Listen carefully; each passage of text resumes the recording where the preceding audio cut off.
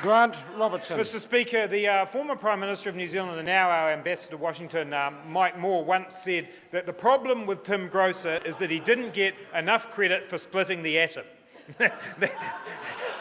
And I think with Mr Grocer's approach today, we're still looking to know whether or not the $3 million that he announced was the cost of the TPP was just his minibar bill, or was it the whole thing? That's what we want to know from Tim Grocer. Mr Speaker, today the National Government in Bill English announced his first surplus. 1 out of 7. Meatloaf used to say 2 out of 3 ain't bad, Mr Speaker. I'm not sure what he'd make of 1 out of 7. But he did it today. At this point in the economic cycle, New Zealanders should expect a government to post a surplus. We're talking about a period of time covered by these annual accounts where dairy payouts were over the $8 mark. There's 3% growth. The last time we had 3% growth in New Zealand, there was a $7 billion surplus and unemployment was under 4%. That was under a Labour government. Fast forward to a national government, 3% growth, a $441 million surplus, and we'll come back to how that's been created, and unemployment nudging up against 6%. And the question the national government has to answer is, who is the economy for in this situation? Who is benefiting from this so-called surplus? Is it the 305,000 New Zealand children growing up in poverty? Should they be thrilled today because Bill English has manufactured a surplus by bodging around with the figures? Is it the 148,000 New Zealanders who are unemployed today? Should they be pleased that Bill English managed to cut a bit of spending here, to not pay out on the earthquake here, to overcharge ACC by $350 million? Should they be happy about that? Because it seems to me that what we heard today from the National Party is that the political target of a surplus was more important than what we should as a country be trying to achieve with the economy.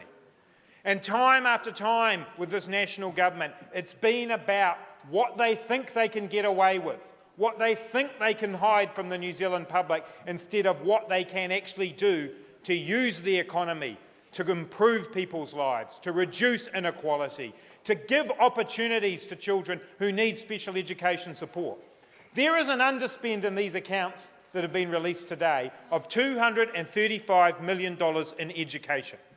Part of that is the Minister of Education's failed experiment to try and force super principals on schools. Another part of it is special education funding that hasn't been spent.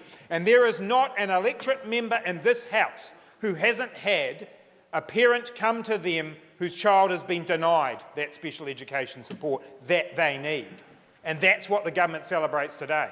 $50-odd million underspent in health, underspending in housing, underspending in law and order. It is making up a surplus. $350 million overcharged to New Zealand individuals and businesses for their ACC. So this surplus today, Bill English will be able to put his hand up and say, I got one. I got 1 out of 7. Interestingly, Mr Speaker, he wouldn't commit today to anything more than that. He was asked, would there be more? In fact, I nearly took a point of order, would have stretched your patience, Mr Speaker. I nearly took a point of order on question 1 today, the Patsy question, because the second half of it wasn't answered. Because he was asked whether there would be surpluses into the future. And the answer he gave in his press conference today is no. And he knows that it won't happen because the New Zealand economy today is in trouble. And it's partly in trouble because of the failure of this government over 7 years to rebalance the economy. The failure to diversify, to support diversification, to support added value, to actually do something to create opportunities in our regions. And the failure to do that means that this is a one-off blip.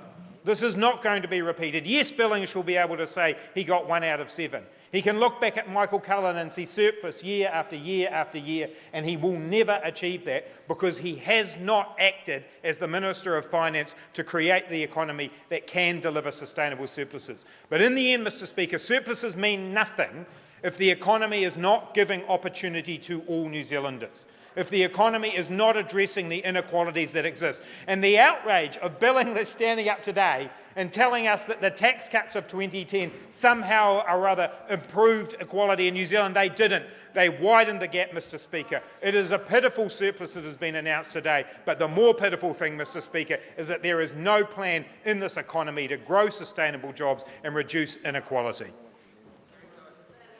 Speaker. The What a Honourable Nathan Guy. Thank